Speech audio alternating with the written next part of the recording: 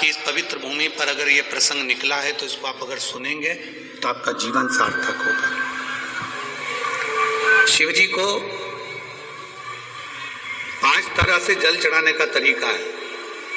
जैसे पंचामृत होता है, दूध, दही, शहद, घी, शक्कर, ये सब पंचामृत के अंतर्गत आते हैं। उसी तरह शंकर जी को 5 तरह से जल चढ़ाने का क्रम वर्णित किया गया। आप उसको समझेंगे, बहुत सावधानी से समझिएगा। पहला, जल लेकर आए, सीधे डायरेक्ट शंकर भगवान के शिवलिंग पर चढ़ा दिया। ये प्रथम जल का चढ़ाने का तरीका। दूसरा, जहां से पानी बहकर जाता है, जहां से जल बहकर जा रहा है, उसके ठीक विपरीत जल उत्तर में जा रहा है, आप दक्षिण में खड़े होंगे और दक्षिण में खड़े होकर उत्तर की ओर मुख करेंगे और शिव जी को जल समर्पित करेंगे। ये रोग मुक्ति करने वाला है और हमारे रोग पर हमें विजय प्रदान करने वाला है। ये जल चढ़ाने का तरीका। एक, सीधे मंदिर में गए, लोटा भरकर जल उठाया, शिव जी को चढ़ा दिया।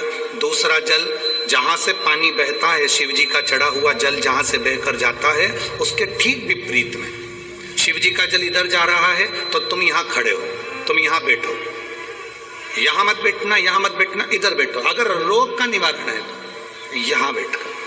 तीसरा, अशोक सुंदरी से जल चढ़ाते चढ़ाते शिवलिंग तक लेकर जाना और शंकर भगवान के शिवलिंग पर पूर्ण जल समर्पित करना। ये तीसरा तरीका। ये कार्य की सिद्धता के लिए हम जब किसी से आस ना लगाकर परमात्मा से विनती करते हैं तो वो विनती करने का तरीका।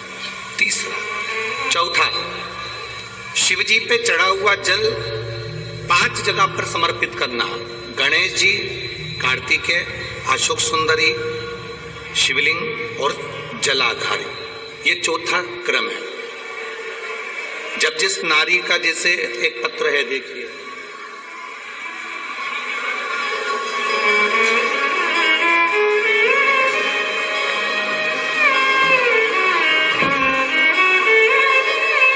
मेरा नाम मोनिका है, मेरे पति का नाम संजय सिंह है। मैं दिल्ली स्वरूप नगर की निवासी हूँ। कहीं बैठी हूँ तो हाथ हिला सकती हैं। अगर कहीं बैठी हूँ तो हाथ हिला सकती हैं।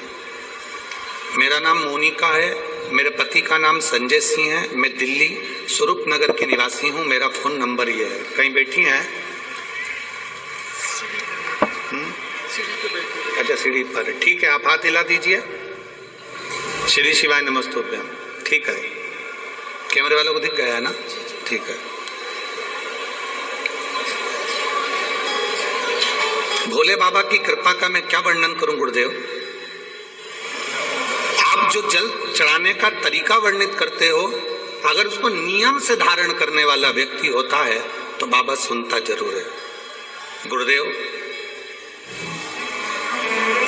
2013 में मेरी शादी हुई, मुझे संतान का सुख नहीं हुआ। 10 साल हो गए, औलाद नहीं हुई।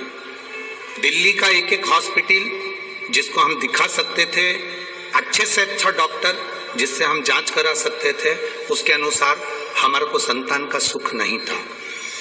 आयुर्वेदिक डॉक्टर, अंग्रेजी दवाई, होम्योपैथिक सब कराई, IVF भी कराया तो भी संतान का सुख नहीं आया। आखिरी में डॉक्टर ने कह दिया, इधर उधर मत भटको, तुम्हें संतान नहीं होगी। जिसने जहां कहा हम वहां पर भी गए, गोदी भरवाई, झोली भरवाई, पर संतान नहीं है। गुरुदेव, मेरे बाबा की कृपा किसको कहते हैं? आपने बेलपत्री के वृक्ष के नीचे जल चढ़ाना, उसमें से जल बचाकर शिव जी को समर्पित करना, सफेद आंकड़े की जड़ का प्रयोग करना, ये बताया था। और मेरे बाबा की कृपा से मेरा गर्भ ठहरा। मेरे बाबा ने मुझे आज 10 साल के बाद औलाद दी है। मैं उसको यहाँ प्रणाम कराने के लिए लेकर आई हूँ, उसको नमन कराने के लिए लाई। बच्चा लाए हैं क्या साथ में? बाबू को लाए हैं क्या? नहीं लाए? ठीक है, मैं प्रणाम करने के लिए लाई हूं। गुरुदेव, बाबा बाबा बैठिए बहन। शिव तत्व, एक जल चढ़ाने का तरीका। शिव जी को हम जो जल चढ़ाते हैं उसका एक तरीका भी हमारी जिंदगी में अगर हमने उसको स्मरण में रख लिया तो हमारी कार्य की सिद्धता को सिद्ध कर देता। हमें सफलता की ओर लेकर चले जाता है।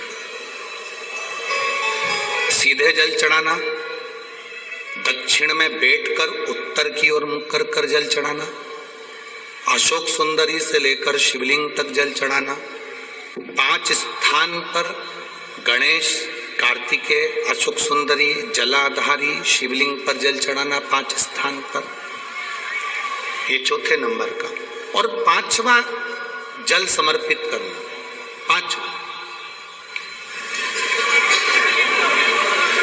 5वें नंबर का जल।